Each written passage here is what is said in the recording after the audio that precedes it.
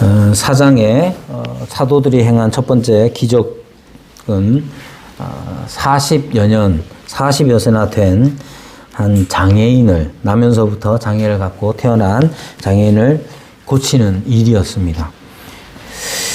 이 장애인의 기적에 대해서 그러면 나타난 현상으로서는 장애인이 회복되는, 장애인이 고쳐지는 이 기적이 나타난 것이고, 이것에 대해서 말하기를 이것은 하나님께서 예수를 다시 살리사 살아나신 그분이 이 일을 행한 것이다. 하나님께서 예수님을 다시 살리셨다 하는 증거라고 사도들은 증언하였습니다. 이 사실 자체, 이러한 증언 자체가 어떤 사람들에게는 굉장히 큰 위협으로 다가왔습니다. 누구냐면 그때 당시에 종교 권력을 가지고 있었던 제사장들과 사두개인들, 이 사람들과 더불어서 성전 맡은 자로 불리는 사람은 이것이 위협적이었죠. 왜냐하면 성전 맡은 자는 성전 안에서의 치안을 담당하는 사람인데, 성전이라는 것이 언제나 메시아 사상의 아주 중심 역할을 했던 거예요. 이제 여러분들이 아시는 대로 이스라엘은 그 전부터, 수백 년 전부터 사람들이 이제 바벨론을 비롯한 여러 곳으로 이제 흩어져 살았습니다. 바벨론으로 이제 이스라엘 땅으로 보자면 동쪽으로만 흩어진 게 아니라, 그때 당시에는 이미 로마나 아니면 알렉산드리아, 이집트의 알렉산드리아 같은 곳에서도 유대인들이 아주 공동체를 이루고 아주 잘 살고 있었어요. 그런 사람들이 예수님께서 오실 때 즈음하여서 어떤 사상에 사로잡히냐면, 메시아, 즉 하나님께서 오셔서 이스라엘을 구원하실 거라는 그러한 사상, 소망에 사로잡혀 있었습니다. 그런 사람들은 어떤 삶을 선택했느냐 하면 예루살렘 성전 주변에 와서 살았습니다. 평생을 밖에서 살다가 알렉산드리아나 로마나 바벨론이나 그렇게 살던 사람들이 메시아가 오셔서 우리 이스라엘을 회복시키실 것이다 하는 믿음 때문에 어떤 사람들은 그곳을 정리하고 성전 앞에 와서 살기도 했단 말이에요. 그 정도로 성전이라는 것은 이스라엘 사람들에게 있어서는 구심점 역할을 하는 곳이었습니다.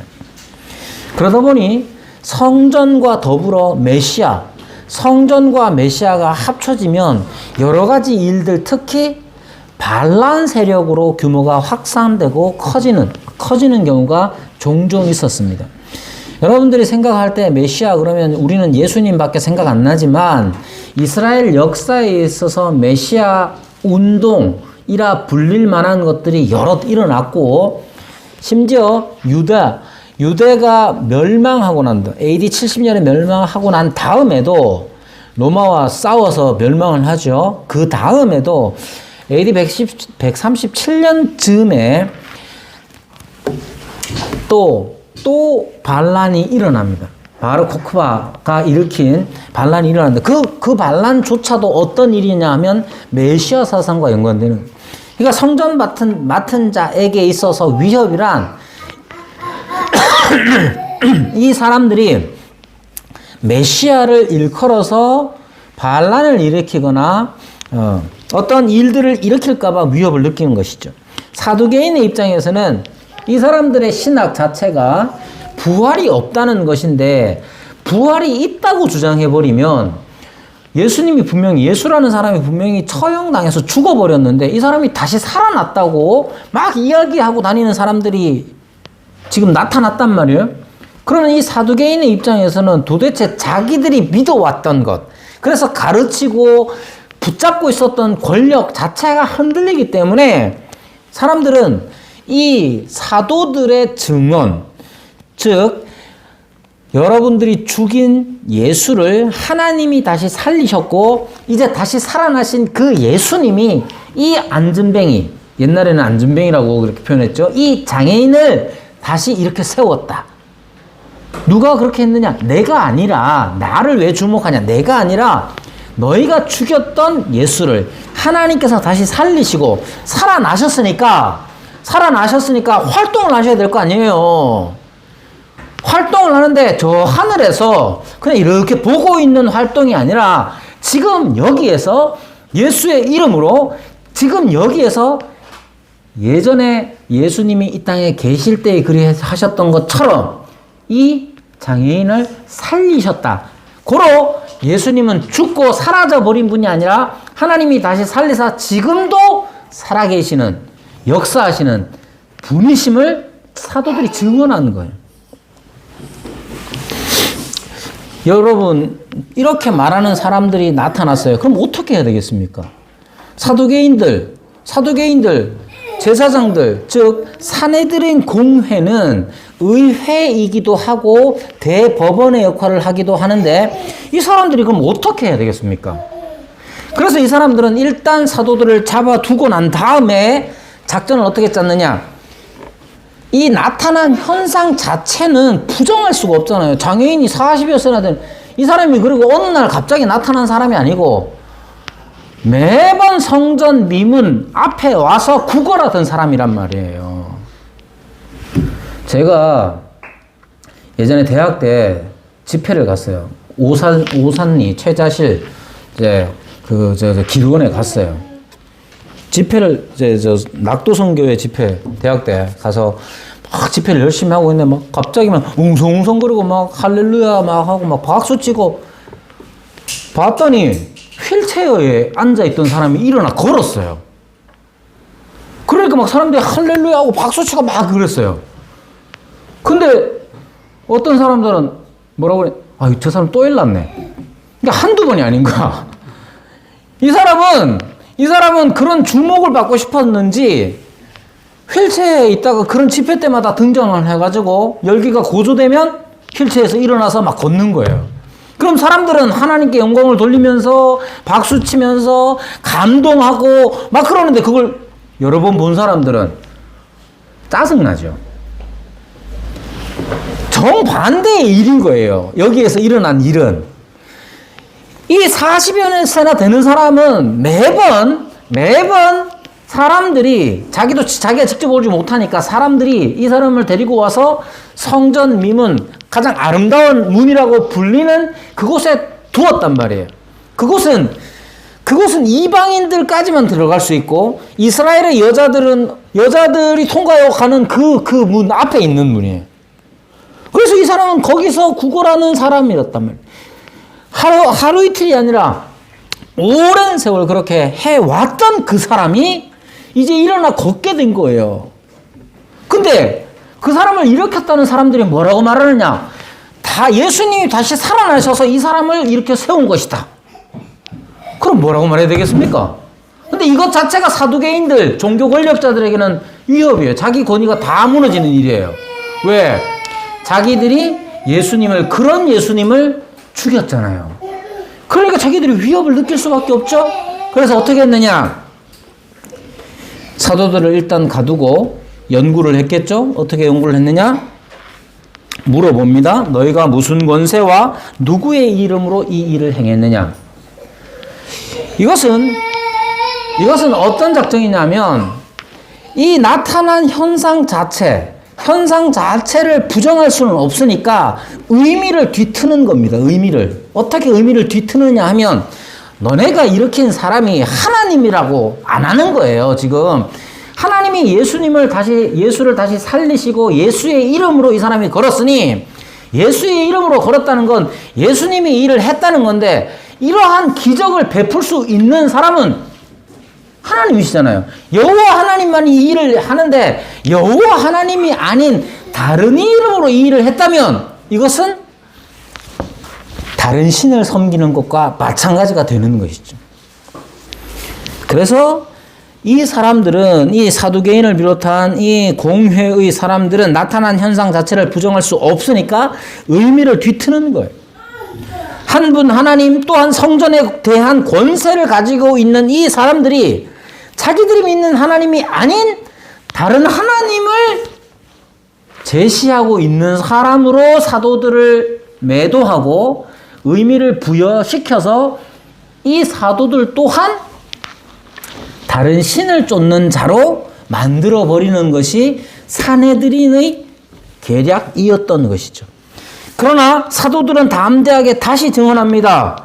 4장 10절 너희와 모든 이스라엘 백성들은 알라. 너희가 십자가에 못 박고 하나님이 죽은 자 가운데서 살리신 나사렛 예수 그리스도의 이름으로 이 사람이 건강하게 되어 너희 앞에 섰느니라. 그리고 이어서 뭐라고 말합니까? 이렇게 건강하게 선 이 사람, 이 현상 자체의 참된 의미가 뭐냐? 4장 11절 12절 이 예수는 너희 건축자의 버린 돌로서 진 모퉁이의 머릿돌이 되었느니라. 다른 이로서는 구원을 받을 수 없나니 천하 사람 중에 구원을 받을 만한 다른 이름을 우리에게 주신 일이 없음이라. 그렇게 다시 오직 예수님만이 구원하심을 증언하는, 담대히 증언하는 것을 보게 됩니다. 그러자 공회는 어떻게 합니까? 어쩔 수가 없습니다. 어쩔 수가 없어요. 여기에서 강조되는 주어가 뭐냐? 사도들의 증언의 주어가 뭐냐? 하나님이 하셨다는 거예요. 하나님이 하셨는데 어떻게 하셨느냐? 다시 예수님을 살리시고 그 이름으로 하셨다는 거예요. 그러니까 사내들인의 계략에 말리지 않는 것이죠. 공회의 반응은 어쩔 수 없다는 거였습니다. 그래서 유명한 표적 나타난 것 때문에 이것이 모든 사람에게 알려졌다 하고 그들이 말하는 것이죠. 여기에서 핵심은 이겁니다. 이 사람들이 어쩔 수 없는 건 나타난 현상 자체인 거예요. 40여세나 나면서부터 장애를 가졌던 이 사람이 나음을 입었잖아요. 어떻게 부정하겠습니까? 부정하는 것 자체는 이 사건의 의미를 깃트는 것밖에 없었던 겁니다. 여러분, 그래서 중요한 게 뭐냐 하면 어떤 일이 일어났느냐가 중요하다기보다는 다시 말하지만 만약에 장애인이 이런 기적을 통해서 낫게 되거나 아니면 병든 사람이 낫게 되는 거 작지 않습니다. 그렇죠? 그거 작게 여기는 게 절대로 아닙니다. 그러나 더 중요한 건 뭐냐? 만약에 내가 말기 암 환자인데 갑자기 낫게 됐다. 그거는 얼마나 중요한 일이겠어요. 만약에 제가 6식구의 아빠이자 남편인데 내가 만약에 말기 암이 걸렸다. 이건 작은 일이 아니잖아요. 그런데 기도해서 낫게 됐다. 기적이 내게 일어났다. 아주 큰 일이에요. 중요한 일이고. 그러나 그게 다가 아니란 말이에요. 그게 왜 다가 아니냐 하면 그래서 그것이 무엇을 의미하느냐가 중요합니다. 여기에 표적이라는 말은 영어로는 사인이에요. 이게 어떤 사인이냐가 중요한 거예요. 여러분들이 신앙생활을 하면서 겪게 되는 크고 작은 일들이 있죠. 어떤 사람은 기적적으로 병이 났습니다. 저 같은 경우는 척추분리증이었어요. 척추분리증이라서 통성기도도 잘 못해요. 주여 그러면 허리가 아파가지고 통성기도도 잘 못했어요. 뿐만 아니라 천식 판정도 받았어요. 천식 판정 받으면서 맨 처음에 듣는 얘기가 뭐냐? 천식은 고치는 게 아니래. 그건 관리하는 거지 고치는 게 아니래요. 저는 지금 운동도 잘하고 열심히 하고 숨 쉬는 데도 큰 문제가 없고 기적이라면 기적이죠. 그래서 뭐 어쩌란 말입니까? 여러분, 죽은 사람이 다시 살아나도 그 사람이 어떻게 살아났느냐에 대한 해석이 다 다를 수가 있어요. 우리에게 일어난 크고 작은 모든 일들은 사인입니다. 어떤 사인이냐? 그 사인을 어떻게 해석하느냐의 문제가 중요한 일이 되는 거예요. 여러분, 예를 들면 이런 거죠. 우리가 지금 일상적으로 경험하는 일들이 있습니다. 여기 지금 주일날 11시에 예배에 참석했습니다. 예배에 참석하는 일도 표적이에요. 어떤 걸 담고 있습니다. 여기 지금 창건이가 엎드려 자죠? 창건아 일어나. 창건이가 한숨을 쉬며 일어납니다. 뿐만 아니라 결석하는 사람도 있고 주일날 오전 예배만 드리고 가는 사람도 있고 아픈 사람도 있고 여러 가지 일들이 있어요. 단지 그냥 김영애 권사님처럼 죽을 것 같았는데 다시 살아난 것만 표적이 아니에요. 우리는 크고 작은 일들 속에서 사인, 그 크고 작은 일들을 어떤 사인으로 받아들인단 말이에요. 그리고 그 사인의 해석, 의미 부여 자체가 우리가 무엇을 믿고 있는가를 나타냅니다. 여러분, 무엇을 드러낼 것이냐 하는 거죠. 거기에 대해서는 뒤이어 계속 하기로 하고, 사도들의 반응을 한번 보십시오. 사도들은 지금 40여 세나 된 이 나면서부터 선천적 장애를 가지고 있는 이 사람을 이렇게 세웠어요. 그런데 사도들이 흥분하는 건, 야! 이 사람이 일어났어! 여기에 흥분하지 않습니다. 40여 년 동안 장애를 가지고 살던 사람이 비장애인, 장애를 벗어버렸어요. 그거에 흥분하지 않아요. 사도들이 흥분하는 건 뭐냐? 그래, 우리가 만났던, 다시 살아나신 예수님이, 우리가 만났던 그분이, 하늘로 올라가신 그분이, 하늘로 올라가서 끝나버린 게 아니라는 거예요. 지금도 살아나셔서 지금도 역사하신다는 것을 자기들이 본 거예요. 어떻게? 예수의 이름으로 명하였더니 그 사람이 일어난 거예요. 여기에 흥분되는 거예요. 뭐냐? 여러분, 장애인이 일어났어. 거기에 흥분하지 않고 예수님이, 내가 만났던 그분이, 다시 살아나신 그분이 지금도 역사하신다. 이게 놀라운 거예요. 우리가 얼마나, 여러분들이 신앙생활 하면서 한 번쯤, 어릴 때부터 교회 다녔던 사람들이 한 번쯤 바랬던 게 뭐냐? 야, 나도 광야에서 불기둥 한번 봤으면, 구름 기둥 한번 봤으면, 아침에 눈 뜨자마자 나가면 막 만나가 막 들판에 있어서 걷어먹고, 그렇게 했으면 내가 신앙이 좋아졌을 텐데, 내가 손 딱 기도하니까 막 사람이 벌떡벌떡 일어나고 병든 자가 낫고 하면 내 신앙이 좋아졌을 텐데, 그렇게 생각하잖아요. 그렇게 생각하는 그런 모든 일들이 우리 안에 있습니다. 그러나 사도들이 흥분하는 것은 이 사람이 나았기 때문에 흥분한 게 아니라, 하늘로 올라가신 그분이 지금도 여전히 우리와 함께 계셔서 이 땅에 계실 때와 마찬가지로 장애인들을 일으켜 세우시는 분이라는 사실에 흥분하고 감격한 거예요. 따라서 장애인이 다시 일어나는 이 일들을 통해서 사도들이 내가 그 일을 했습니다 라고 자랑하거나 흥분하는 게 아니라, 그리스도께서 다시 살아나셨습니다, 살아나신 그분이 지금도 활동하고 계십니다 하는 점에 그들은 흥분하는 거예요. 그러므로 우리에게 일어나는 크고 작은 일들 속에서 이 모든 일들을 우리가 무엇으로 드러낼 거냐, 어떻게 해석할 거냐. 여러분, 오해하지 마세요. 제가 뭐 현상학이나 해석학적인 문제, 포스트 모던적인 어떤 가치를 따라서 얘기하는 게 아니에요. 여러분, 예수님이 지금 이 사람들 눈에 안 보이잖아요. 사도들의 눈에도 안 보입니다. 왜냐? 예수님은 올라가셨잖아요. 승천하셨기 때문에 사도들의 눈에도 보이지 않아요. 그럼에도 불구하고 이 사도들은 지금 자기들이 겪은 이 일에 있어서 예수님의 주되심을 확언하고 있는 거잖아요. 증언하고 있잖아요. 따라서 우리가 주일날이든 언제든 우리가 교회로서 함께 모여서 겪는 모든 크고 작은 일들 속에서 예수 그리스도의 부활, 지금도 살아 계심으로써 우리의 모든 일들을 이해하고 해석하는 일이 필요합니다. 그건 믿음의 행위예요.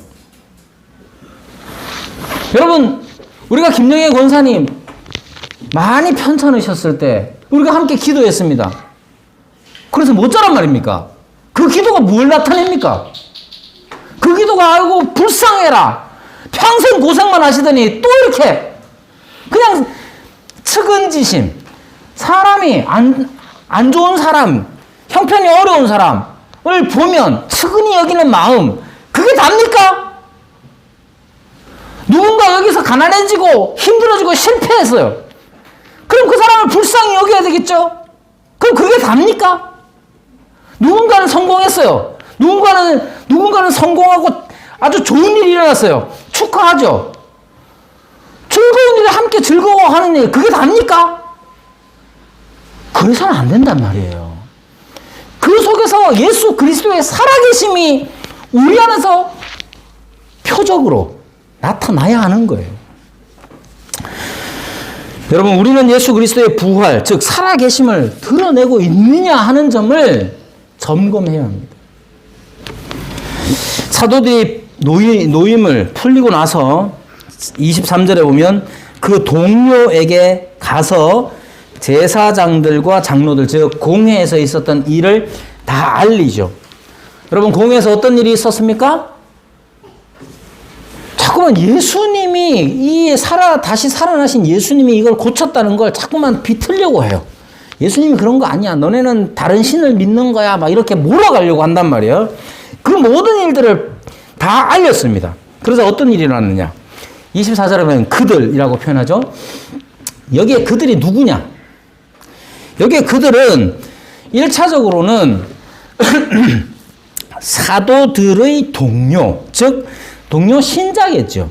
사도들과 더불어 신자들, 즉 그것을 말하고 그리고 들었던 모든 신자들, 사도들을 포함한 모든 신자들이 어떻게 했냐?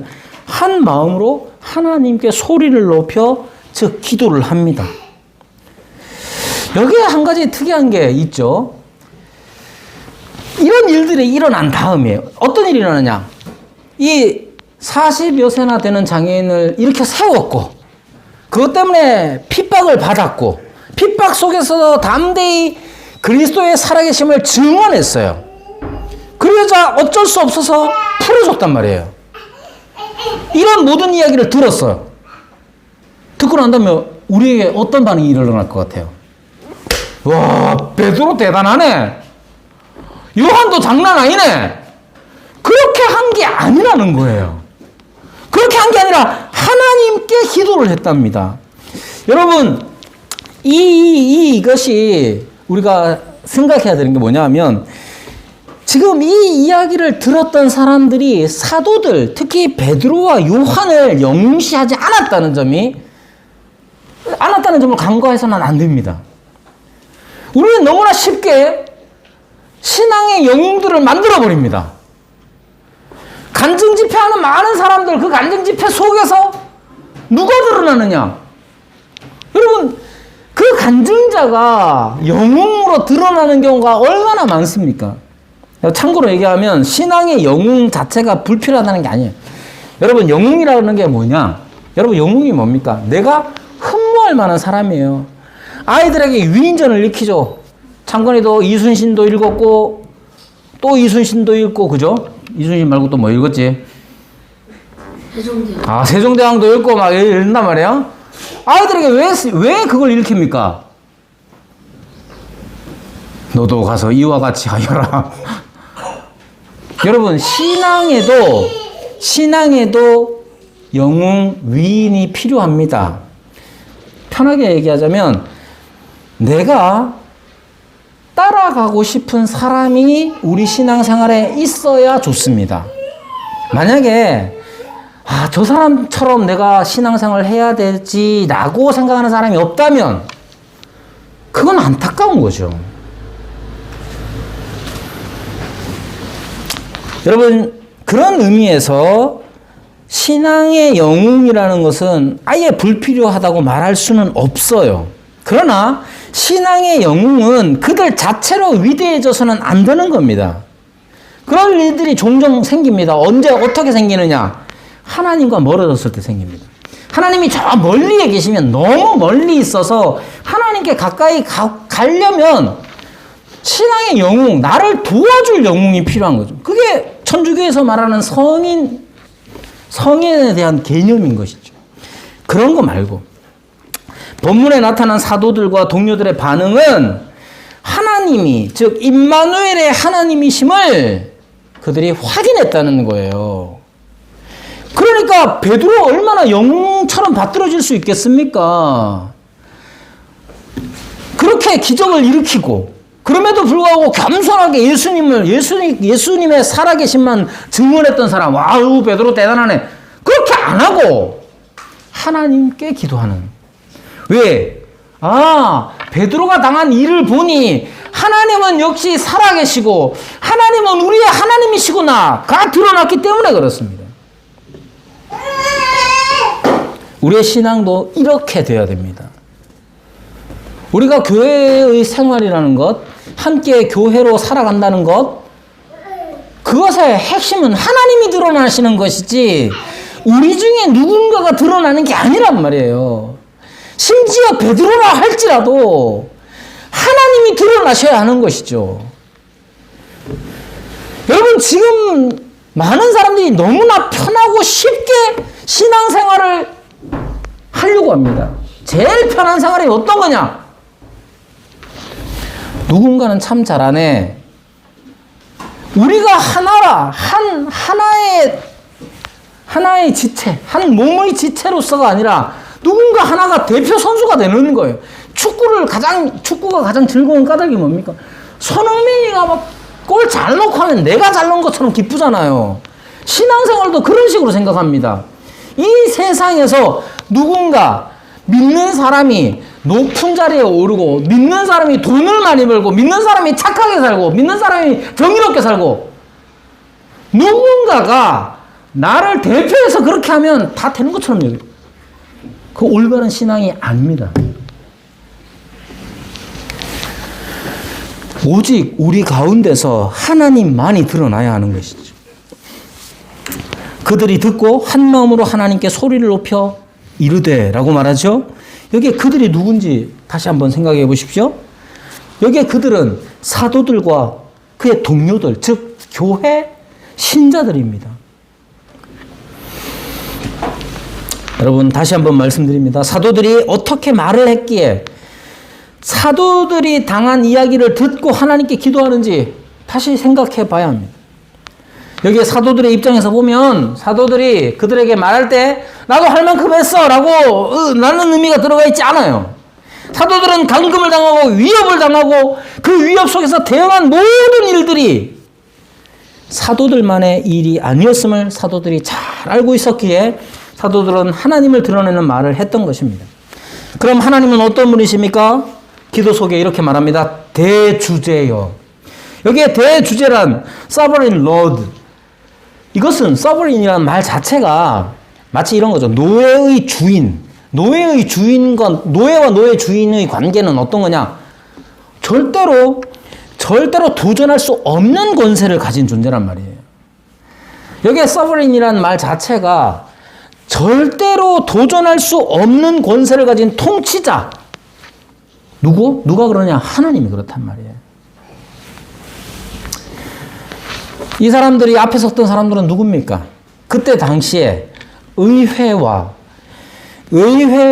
또한 입법부와 사법부를 다 겸하여 가진 사내들인이라는 이러한 권력이었습니다. 사내들인이 경고와 협박과 금지를 했지만 그들은 훨씬 더 높은 권세에 종속되었다는 점을 깨달았던 것이죠. 사도들이 행한 모든 일들은 이 대주제가 되시는 하나님의 권위에 순종한 것이었습니다. 하나님은 어떤 분이십니까? 이어서 계속해서 말하기를 하나님은 모든 것을 24절에 보면 지으신 분일 뿐만 아니라 25절에는 말씀하시는 분이요 또한 28절에는 예정하시는 분으로서 나타나고 있습니다. 우리는 이런 하나님을 믿습니다. 무엇보다도 이러한 하나님, 모든 천지를 창조하셨을 뿐만 아니라 우리에게 말씀하시는 분이실 뿐만 아니라 예정하시는, 작정하시는 그 하나님을 우리가 믿는데 거기에 덧붙여 놀라운 건 뭐냐? 이런 거죠. 대주제요. 대주제이신 그분이 천지와 바다와 모든 걸 지으신 그분이 어떻게 합니까? 우리에게 말씀하시잖아요. 여러분, 하나님이 우리에게 말씀하신다는 사실을 우리는 종종 너무나 당연시 여기고 당연시 여기는 것만큼 너무 쉽게 생각합니다. 그런데 그런데 여러분, 우리가 흔히 경험하는 것들 중에 어떤 게 있느냐 하면, 요즘 제일 인기 있는 사람이 누구냐, 제일 만나기 어려운 사람이 누구냐, 그게 연예인이든 권력자든 간에 그 사람이 우리에게 말을 건넨다. 요즘 뭐 항상 주말쯤 되면 항상 이슈가 손흥민이가 골을 넣었냐 안 넣었냐. 요즘은 이제 김민재가 더 핫하죠. 김민재가 골을 막았느냐 안 막았느냐 더 핫한데, 그런 사람이 우리에게 DM을 보낸다. 여러분들에게 무슨 메시지를 보낸다고 생각해보세요. 얼마나 기분 좋겠어요. 하물며 대주제이신 그분이 우리에게 말씀하신다는 것 자체가 얼마나 놀라운 일입니까? 우리는 이걸 믿는 거예요. 우리는 대주제이신 하나님을 믿을 뿐만 아니라 그분이 우리에게 오셔서, 우리에게 임재하셔서 우리와 함께 계신다는 사실을 믿는 거란 말입니다. 이런 하나님이 우리가 믿는 하나님이에요. 그럼 우리에게 합당한 반응은 어떤 거겠습니까? 대주제이신 그분이 우리에게 오셔서 말씀하셔요. 우리 가운데 오셔요. 그럼 우리는 어떻게 반응해야 됩니까?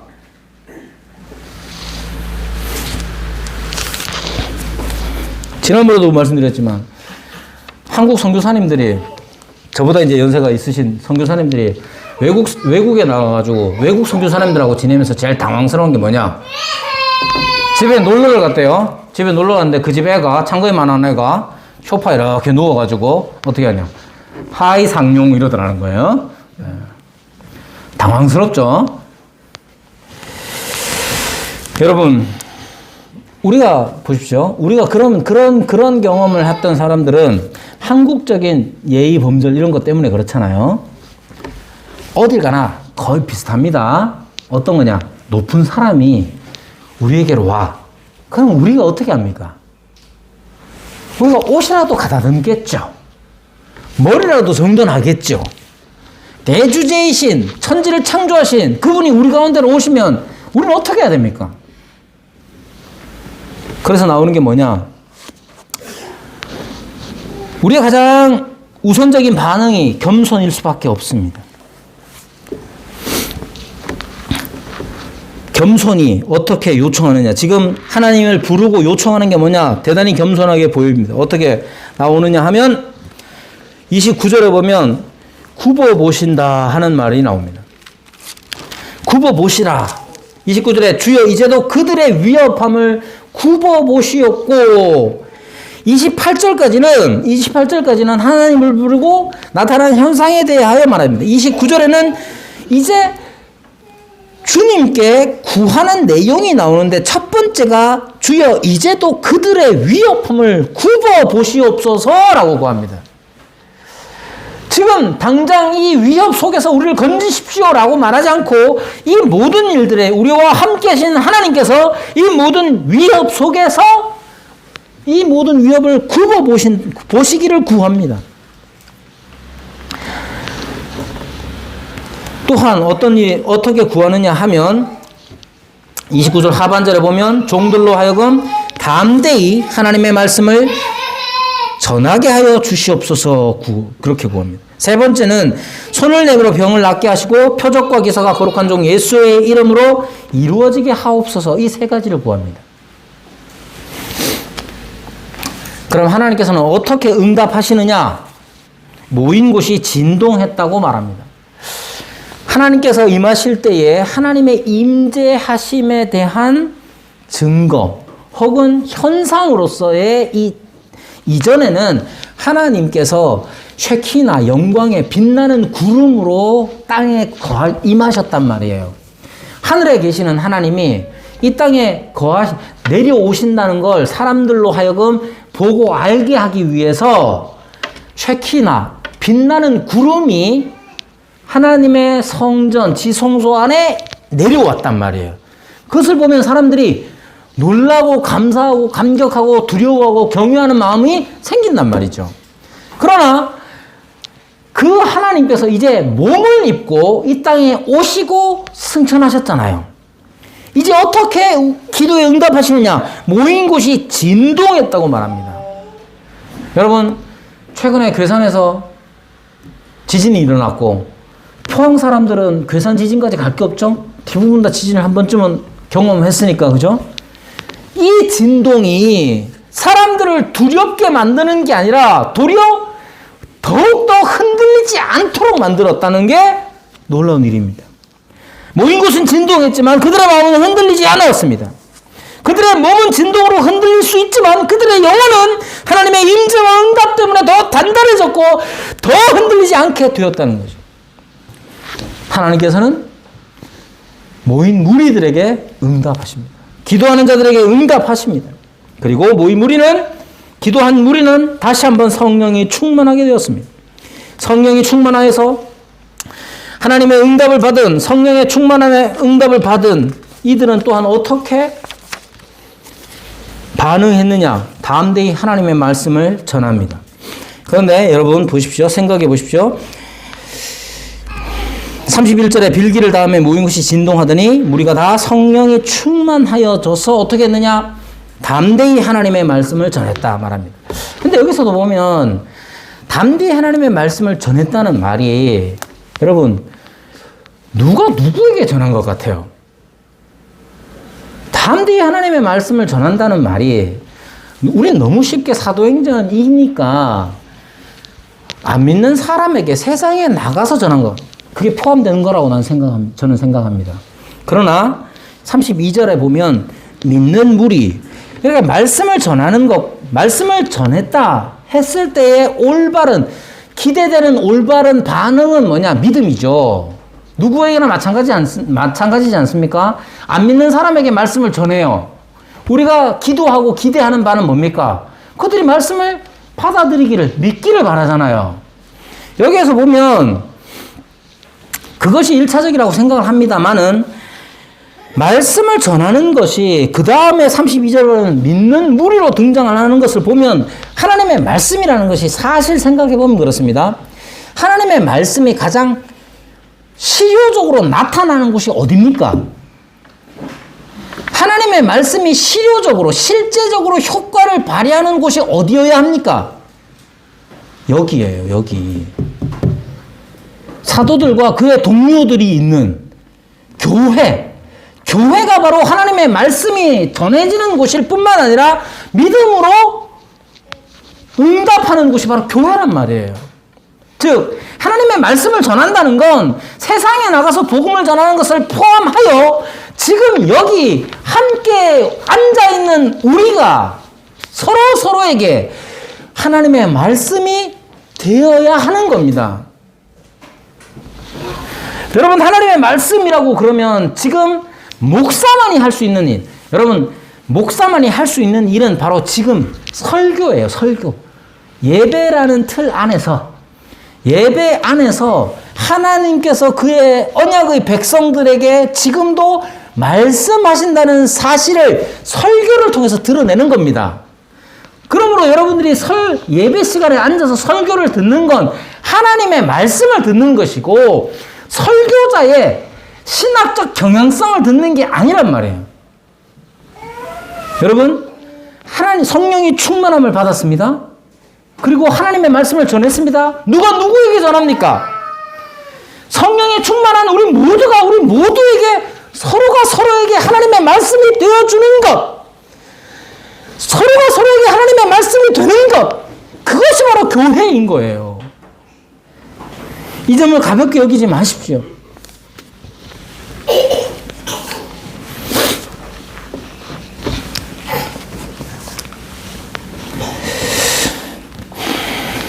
성령의 충만함이라는 게 어떤 거냐? 여러분, 성령의 충만함은 일시적인 하나의 현상으로 끝나는 게 아닙니다. 빌기를 다 했다. 누가 빌었느냐? 여러분 23절 24절에 나와 있는 것처럼 사도들과 그의 동료들, 그들이 기도했지요. 그리고 그 응답 또한 사도들과 그의 동료들, 따라서 31절에 무리는 사도들과 그의 동료들, 즉 교회가 기도했고 교회가 응답을 받은 것입니다. 성령 충만은 느낌만의 문제가 아니고 실제여야 합니다. 실제. 성령 충만이 실제로 있느냐? 실제하느냐? 여러분, 성령 충만이 있습니까? 없습니까? 성령님이 계십니까? 안 계십니까? 여러분, 성령님 계셔요? 안 계셔요? 계시죠? 실제로 계셔요? 잘 생각해 보세요. 실제로 계시는지. 실제로 계시면 성령 충만의 실제, 진짜가 이루어지는 어떤 현실이라는 게 있을 것 아니에요. 그게 뭐냐는 거예요. 성령이 계시고 성령 충만도 실제 한다면 그것은 어떻게 우리 가운데서 이루어지느냐는 거예요. 자꾸만 성령 충만을 어느 한 시점의 느낌으로, 일시적인 현상으로 생각하지 마시고 교회적으로 생각해 보세요. 교회가 빌기를 다함에 다 우리가 다 성령에 충만하여졌다. 그건 다 어떤 느낌에 사로잡혔다는 게 아니에요. 그 정도로 끝나는 게 아니라 어떤 실제가 나타나는 겁니다. 여러분, 성령 충만은 하나님으로 가득 찬 겁니다. 이걸 어떻게 표현하느냐? 저는 항상 그렇게 표현합니다. 하나님이 내 앞에 온전히 딱 계시는 거예요. 여러분, 창건이가 친구들하고 저랑 같이 책을 읽습니다. 책을 돌아가면서 이렇게 소리 내서 읽는단 말이에요. 제가 어떤 일이 있어서 잠깐 화장실에 다녀와. 잠깐 갔다 오는 거는 아무 영향을 끼치잖아요. 눈치를 보기 때문에. 왜냐? 안 보고 딴짓하면 막 와가지고 막 성질 내거든요. 야, 뭐해! 뭐 이러고 막 소리 지르고 이러니까. 근데 창건아, 친구들이랑 잘 읽고 있어. 목사님 잠깐 차에 갔다 올게. 그럼 어떤 일이 일어날까요? 여러분, 성령의 충만함은 하나님이 지금 여기 우리 가운데 계시다. 여러분들이 우리 아이들 예로 들자면 아이들이 아빠가 있을 때랑 없을 때랑 다릅니다. 좀 크잖아요. 한 20살 가까이 되면 아빠가 있으나 없으나 막 눈에 비는 게 없어가지고 지 성질대로 막 한단 말이에요. 근데 아이가 어렸을 때는 아빠가 있을 때는 지 동생한테 성질을 내려고 해도 잘 못 냅니다. 좀 크면 아빠가 이렇게 보고 있어도 막 성질 지 내고 싶은 대로 막 내거든요. 우리 민호가 지금 없어서 하는 얘기지만. 여러분, 하나님 성령 충만도 마찬가지입니다. 성령이 충만하면 하나님께서 지금 여기 계신다는 게 내 눈앞에 이 집사님이 있고 누군가가 있는 것처럼 선명하게 코람되어 하나님의 실존이 선명하게 깨달아집니다. 잠깐아, 똑바로 앉아라. 그럼 이렇게 하잖아요. 똑같아요. 성령의 충만은 그런 거예요. 우리 가운데 하나님이 지금 여기에 함께 계신다는 거죠. 여러분, 보십시오. 아이가 배고픈데 엄마 아빠가 저기 계셔. 그럼 어떻게 합니까? 아빠 혹은 엄마 밥 주세요 하겠죠. 성령의 충만이라는 것도 저는 그와 비슷하다고 생각합니다. 어떻게 비슷하냐? 배고픈 일, 어떤 결핍, 어떤 필요가 결핍이 아예 없는 상태가 아니라고 생각해요. 이 땅에서의 성령 충만은 우리가 교회로 모여서 성령 충만하다. 그럼 아무 문제도 없고 아무 결핍도 없고 그렇지 않다고 생각해요. 우리는 성령이 충만하여도 여전히 결핍 가운데 있을 겁니다. 누군가는 아프고, 누군가는 실패하고, 누군가는 마음이 괴롭고, 누군가는 몸이 힘들고, 누군가는 어려움 속에 있을 수 있어요. 성령이 충만은 뭡니까? 아이가 배고플 때 엄마 아빠가 옆에 있으면 엄마 밥 주세요. 그럼 엄마가 밥 주겠죠? 성령의 충만도 똑같습니다.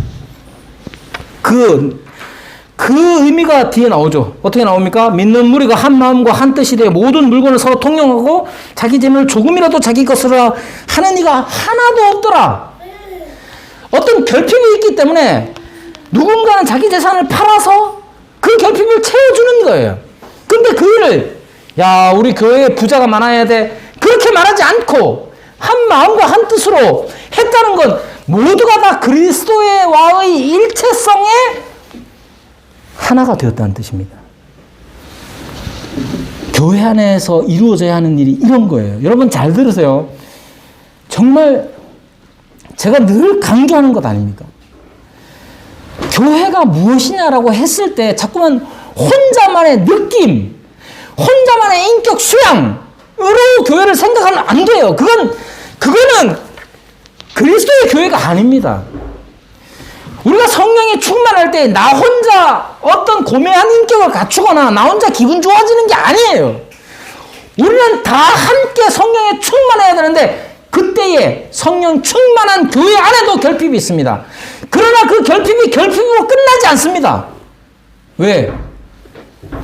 우리 앞에 하나님이 계시고 결핍이 있는 형제를 내가 하나님 앞에서 남으로 보지 않기 때문에 그래요. 마치 내 손끝에 고통처럼 느끼기 때문에 내가 내 것을 내어놓는데도 내 것이라 주장하지 않는 마음이 생겨나는 겁니다. 지상에서의 교회, 지상교회의 성령의 충만, 그런 의미입니다. 여러분, 이것이 우리에게 유명한 표적으로 알려진 표적이 되어야 합니다. 여러분, 우리의 교회가 어떤 교회여야 하느냐 하면 세상 사람들이 볼 때에 저 사람들은 뭐지 하는 의문이 일어나야 해요. 그런데 그것이 무슨 기적과 같은 놀라운 일들 때문이 아니야. 크고 작은 일들 속에서 심지어 우리가 실패하고 병들고 가난해지고 괴로운 일이 우리에게 닥칠 때에 그때에 하나님이 우리에게 무엇을 원하시는지를 깨닫고 거기에 순종하는 게 성령 충만한 교회입니다. 여러분, 여기 중에 누군가는 어려움을 당할 수 있어요. 말할 수 없는 고통 속에 있을 수 있어요. 그게 나랑 무슨 상관입니까? 하나님이 지금 예수 그리스도께서 다시 살아나신 예수 그리스도께서 지금 여기에 우리 가운데 계신다면 형제가 아프고 형제가 모자라고 형제가 답답하고 형제가 짜증날 때에 그리스도께서 다시 살아나 여기에 우리와 함께 계신다면 그것이 어떤 의미인지를 고민해야 되는 거예요. 그게 교회인 거예요. 여러분이 출석을 얼마나 잘하는지, 여러분이 얼마나 헌금을 잘하는지, 기도를 얼마나 많이 하는지 그것 자체가 목적이거나 다가 아니란 말입니다. 그래서 뭐 어쩌란 말입니까? 내가 기도를 100시간이고 200시간이고 성경을 100독 200독 읽는 거 그래서 뭐 어쩌란 말입니까? 우리 가운데 누군가는 사람들이 보기에 못난 사람이 있을 수 있고 아주 나쁜 사람도 있을 수 있어요. 그래서 어쩌란 말입니까? 그리스도께서 여기 계시면 우리를 자기의 아들을 내어주신 그 사랑으로 우리에게 오신 그리스도가 다시 살아나셔서 지금 여기에 계시면 우리 가운데 있는 못난 형제, 우리 가운데 있는 성질 안 좋은 자매, 그들이 우리에게 어떤 의미가 되어야 하는지를 생각해야 돼요. 그게 교회가 나타낼 표적이란 말입니다. 표적이라는 것이 단지 기적만을 말하는 게 아닙니다. 한 사람이, 우리 가운데 있는 한 사람이 우리에게 어떤 의미가 되는지는 그리스도께서 다시 살아나셔서 지금 여기에 어떻게 역사하시는지와 직결되어 있습니다. 우리가 함께 기도해야 할 교회는 그러한 표적이 있는 교회여야 합니다.